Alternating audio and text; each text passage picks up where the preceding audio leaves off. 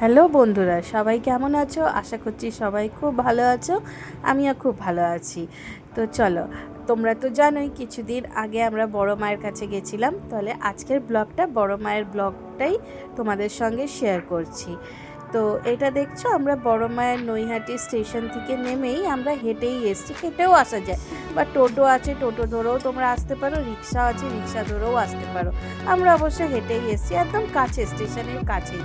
আর এসে আমি দেখছি, বাপ রে বাপ, দেখেছো কত লম্বা লাইন। আমি তো মনে মনে ভাবলাম যে আমাদের ঘরে যেতে যেতে নিশ্চয়ই বিকাল হয়ে যাবে, কিন্তু এত ভালো এখানকার সিস্টেম, তোমাদেরকে দেখাবো, পুরো ভিডিওটা তোমরা দেখবে, তাহলে তোমরা বুঝতে পারবে। খুব ভালো এখানকার সিস্টেম, জানো তো। আর তারপরে দেখলাম, দেখো এই যে মন্দিরের সামনে এবারে দশকর্মা ভাণ্ডারও আছে। এখান থেকে তোমরা চাইলে ঠাকুরের মালা টালা সব নিতে পারো।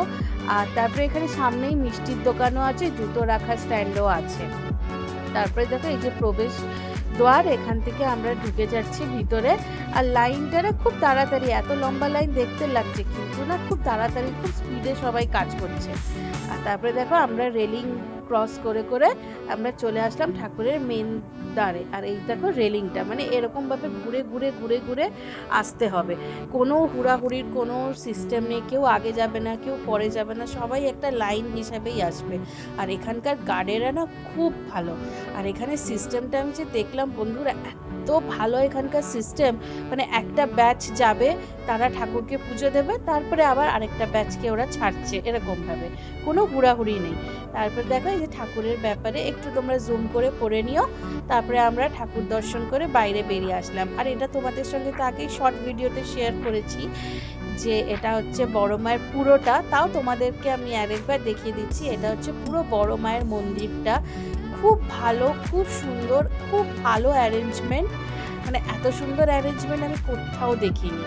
ঠিক আছে, প্রত্যেক মন্দিরে সবাই তাড়াহুড়া করে, কিন্তু এখানে কেউ তাড়াহুড়া করছে না, সবাই একটা সিস্টেমেটিক ওয়েতে যাচ্ছে। তারপরে আমি একটু গঙ্গার পাড়ে আসলাম, একটু গঙ্গাটা ঘুরলাম। হ্যাঁ, আর এখান থেকে যেন লঞ্চ ছাড়ে, সেখানে তোমরা চুচুড়াও যেতে পারো। ঠিক আছে, এই যে গঙ্গার ঘাটটা পুরোটা। তারপরের দিনের ভিডিও এটা। এটা তোমরা জানোই যে আমরা তো বর্ধমান গেছিলাম পরের দিনই 108টা শিবলিঙ্গ দেখতে। তো ঢুকেই দেখছি, দেখেছো একদম সবুজে সবুজে প্রকৃতি, খুব ভালো লাগলো। তারপরে যে অন্নপূর্ণা মন্দির, আর এখানে পুরো 108টা শিবলিঙ্গ এত সুন্দর আছে বন্ধুরা, তোমাদের মানে আমি বলে বোঝাতে পারবো না। আমি রিকোয়েস্ট করবো তোমরা একবার হয়তো এখানে যেও। ঠিক আছে, এত ভালো এখানকার জায়গাটা না। আর প্রচুর গরম, জানো তো, একদম পা একদম তেতে যাচ্ছিল, কিন্তু ঠিক আছে। তারপরে দেখো এখানে একটু বসার শেড আছে, ওখানে সব লেখা আছে কবে কবে এটা তৈরি হয়েছিল, কারা কারা তৈরি করেছিল। তারপরে আমরা ওইখান থেকে বেরিয়ে গেলাম। বেরিয়ে গিয়ে তারপরে আমরা বর্ধমান স্টেশনে চলে আসলাম। এই যে এখন আমি ট্রেনে বসে আছি, এখন ঘরে যাচ্ছি। ঠিক আছে, তো তোমাদের কেমন লাগলো পুরো ব্লগটা নিশ্চয়ই আমাকে কমেন্টে জানাতে একবারে ভুলবে না। ভালো লাগলে প্লিজ একটা লাইক করে দিও, শেয়ার করে দিও, আর একটা ছোট্ট করে কমেন্ট করে দিও।